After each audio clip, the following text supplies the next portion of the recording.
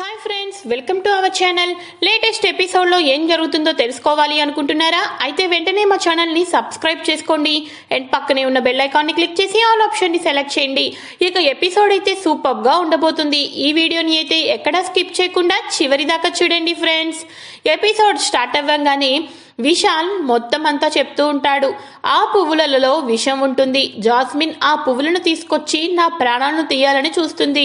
జాస్మిన్కి తన అన్నయ్య జస్వంత్ కూడా హెల్ప్ చేస్తున్నాడు అని చెప్పేసి అంటూ ఉంటాడు. పక్కనే ఉన్న మన విశాల్ వాళ్ళ నాన్న జగదీష్ వర్మ, విశాల్ ఏంటి నువ్వు చెప్తుంది నిజమా అని అనగానే, ఇదంతా కూడా నేను చెప్తుంది కాదు నాన్న, నైని మనసులో ఉన్న మాటలు. నైని ఇప్పుడు చెప్పాలనుకుంటున్నది అవే.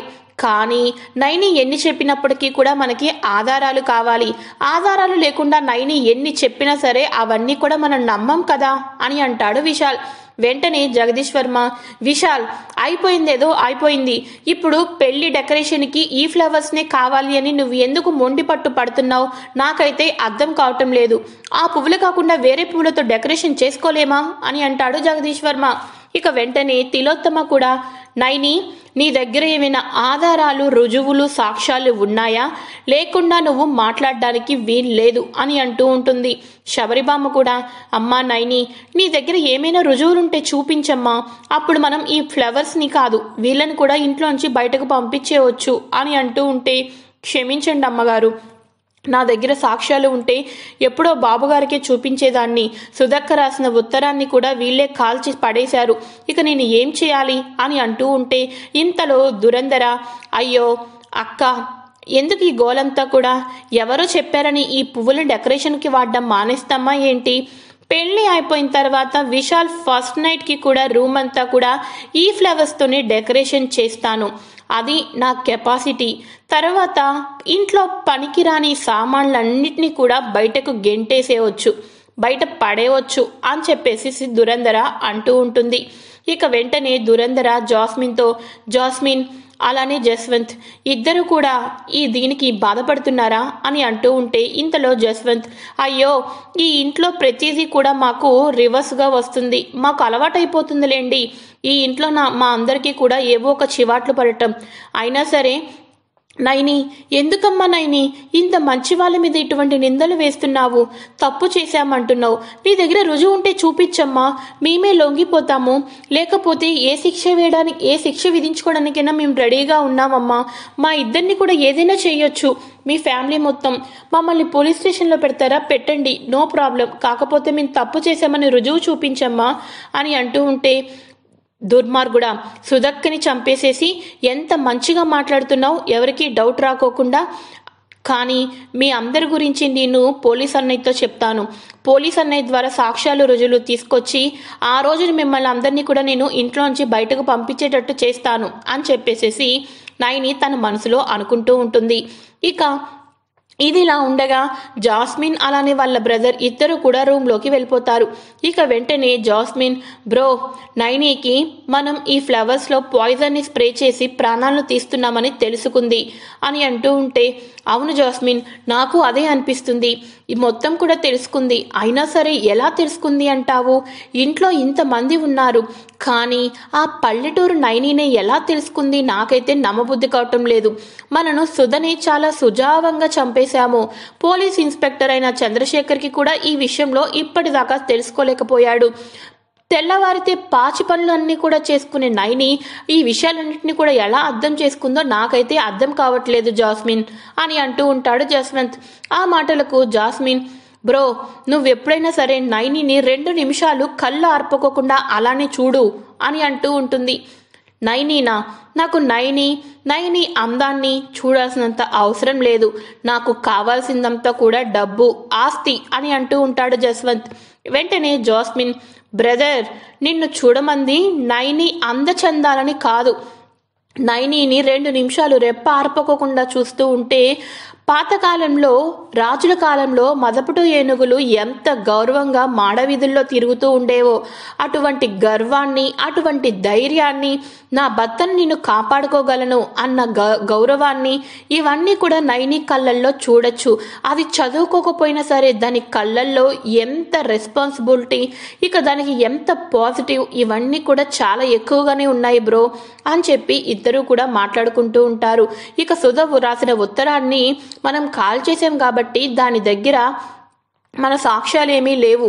నిజంగా గనుక సాక్ష్యాలు ఉంటే ఈరోజు మనం ఏమయ్యే వాళ్ళమో అని ఇద్దరు మాట్లాడుకుంటూ ఉంటే, బ్రో ఇప్పుడు మనం అనుకున్నది జరగాలి అంటే మనకి ఒకటి కావాలి. అది ఏంటి అంటే నైనిని మనం పెళ్లి విషయంలో జాగ్రత్తగా చూసుకోవాలి అని ఇద్దరు కూడా దగ్గరగా ఉండి ఒక ప్లాన్ వేసుకుంటూ ఉంటారు. ఇక ఇదిలా ఉండగా నైని నుంచొని తన రూమ్లో బాధపడుతూ ఉంటే చిలుక శివగాడు వచ్చి, అయ్యో నైని, ఈ ఇంట్లో చదువుకున్న వాళ్ళు, వయసు పైబడ్డ వాళ్ళు, ఏజ్లో ఉన్న వాళ్ళు అందరూ ఉన్నారు. నువ్వు చెప్పిన మాటను ఎవరు అర్థం చేసుకోరు ఏంటి నయని అని చెప్పి చిలుక శివగాడు మాట్లాడుతూ ఉంటారు. బాబుగారికి అనుకో ఎప్పుడూ కూడా ఒకలానే ఆలోచించరు. మరి ఇంట్లో పెద్దవాళ్ళు ఉన్నారు, నువ్వు చెప్పిన మాటల్ని ఆలోచించాలి కదా నైని. అందుకనే చెప్తున్నా, ఇవన్నీ వద్దు, మనం ముక్కంటిపురం వెళ్ళిపోదాం నైని అని చిలుక మాట్లాడుతూ ఉంటే ఈ లోపల అక్కడికి హాసిని వస్తుంది. చెల్లి చెల్లి కూర్చో కూర్చో కూర్చో, నిన్ను చూస్తుంటే నాకు జాలేస్తుంది చెల్లి. నువ్వు చెప్పిన మాటల్ని ఎవరూ కూడా ఇంట్లో ఇంట్రెస్ట్గా తీసుకోలేకపోతున్నారు. కానీ నిన్ను చూస్తుంటుంటే నాకు ఒక ఝాన్సీ లక్ష్మీబాయి, ఒక రుద్రమదేవి, వీళ్ళందరూ కూడా గుర్తొస్తున్నారు చెల్లి అని అనగానే, వాళ్ళందరూ ఎవరమ్మగారు అని నైని అడుగుతుంది. అయ్యో చెల్లి, నువ్వు చదువుకోలేదు కదా, వాళ్ళు దేశం కోసం పోరాడిన వాళ్ళు. వాళ్ళందరూ కూడా కష్టాలని అన్నిటినీ కూడా పక్కన పెట్టి దేశ రక్షణ కోసం వాళ్ళు నేల కొలిగారు అని అనగానే, అంటే ఏంటి అని అంటూ ఉంటే నైని కూడా తను పోరాటం అలా చేస్తుంది అని. కానీ నైని చేస్తున్న పోరాటంలో ఇంట్లో ఉన్న వాళ్ళందరూ కలిసి విజయం రాకోకుండా అడ్డుకుంటున్నారు. నాకు అదే బాధ వేస్తుంది అని అంటూ ఉంటే పక్కనున్న చిలకగాడు, బాగా చెప్పారు హాసినమ్మ గారు, ఇంట్లో వాళ్ళందరూ కూడా ఒక్కొక్కరు ఎలా ఉన్నారో చూడండి, వాళ్ళందరినీ కూడా అధిగమించి నైని విజయం ఎలా సాధిస్తుంది. అందుకనే చెప్తున్నాను, ముక్కంటిపురం వెళ్ళిపోదాము అని చెప్పేసేసి అని అంటూ ఉంటే, లేదమ్మగారు, నా భర్తని కాపాడుకోవాలి, నా భర్తని కాపాడుకోవడం కోసం నేను ఇక్కడే ఉండాలి కదా అమ్మగారు అని నైని అంటూ ఉంటే హాసిని అంటుంది, చెల్లి నాకు ఏమీ అర్థం కాదు. ఒక పక్క విశాల్ని కాపాడుకోవాలి అంటావు, ఒక పక్క విశాల్కి రెండో పెళ్లి చేస్తాను అని నువ్వే అంటున్నావు అని అంటూ ఉంటే, అంటే అమ్మగారు అది విశాల్ బాబు గారికి దగ్గరుండి బాస్క్యం కూడా కట్టాలి కదా పెళ్లికి, అందుకని చెప్తున్నాను అని అంటూ ఉంటే, సరే చెల్లి నువ్వు మాత్రం జాగ్రత్త, నువ్వు గనుక ఇక్కడ వీళ్ళందరితోనూ కూడా ఫైట్ చేసి విజయం సాధించుకోకుండా ముక్కంటిపురం వెళ్ళిపోయావు అనుకో, నిన్ను చాలా మిస్ అవుతాను చెల్లి. ఇదిగో నేను వెళ్ళిపోతాను, మళ్ళీ తిలోత్తమ అత్తయ్య హాసిని హాసిని అని గట్టి గట్టిగా అరుస్తుంది. బాయ్ చెల్లి, నేను మళ్ళీ మాట్లాడతాను అని చెప్పేసి వెళ్ళిపోతూ ఉంటుంది. ఇక వెంటనే నైనికి గుడి దగ్గర చెప్పిన స్వామీజీ మాటల్ని గుర్తుకు తెచ్చుకుంటుంది. నీ భర్తకు రెండో పెళ్లి చేసి నువ్వు బాసికం కట్టి దగ్గరుండి పెళ్లి చేసినట్లయితే నీ భర్తకు వచ్చే ఆపదలన్నీ కూడా నీకు ముందే తెలుస్తాయి అన్న మాటని గుర్తుకు తెచ్చుకొని ఎలా అయినా సరే విశాల్కి మంచిగా పెళ్లి చేయాలి అని నైని తన మనసులో అనుకుంటూ ఉంటుంది. ఇక విశాల్ తన రూమ్లో కూర్చొని ఉంటూ ఉంటాడు.